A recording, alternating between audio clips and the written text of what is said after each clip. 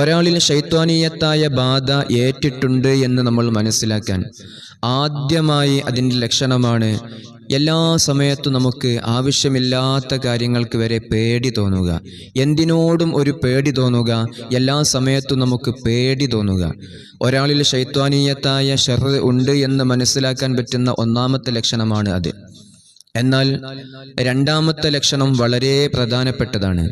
തനിക്ക് ആരുടെയോ സാമീപ്യമുണ്ടെന്നോ അതല്ലെങ്കിൽ ചില രൂപങ്ങൾ നമ്മെ പിന്തുടരുന്നു എന്നോ എല്ലാ സമയത്തും നമ്മൾ നോക്കുമ്പോൾ നമ്മുടെ കണ്ണിൻ്റെ മുന്നിൽ ഒരു രൂപം ഇങ്ങനെ മുന്നിലൂടെ പോയോ എന്ന് തോന്നുക.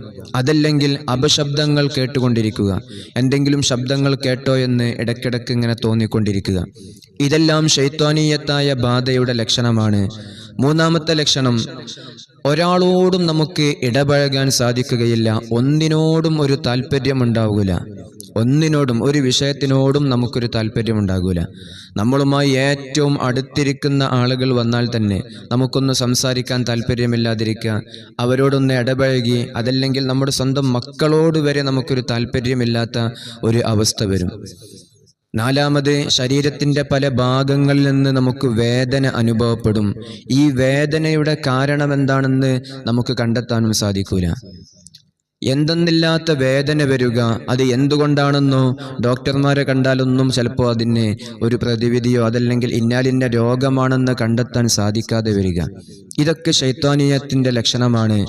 ഈ ലക്ഷണങ്ങളൊക്കെ ഉണ്ടെങ്കിൽ ഇൻഷാ അള്ളാഹ് നമ്മൾ ഈ മുമ്പത്തെ മജ്ലിസിൽ പറഞ്ഞ ആ അമലിനെ നമ്മൾ ദായിമാക്കുക. അല്ലാഹു സുബ്ഹാനഹു വ തആല എല്ലാ വിഷമങ്ങളും പ്രയാസങ്ങളും ശൈത്വാനീയത്തായിട്ടുള്ള സകലമാന ബുദ്ധിമുട്ടുകളും മാറ്റിത്തരും. അല്ലാഹു തൗഫീഖ് നൽകട്ടെ. അസ്സലാമു അലൈക്കും വറഹ്മത്തുള്ളാഹി വബറകാതുഹു.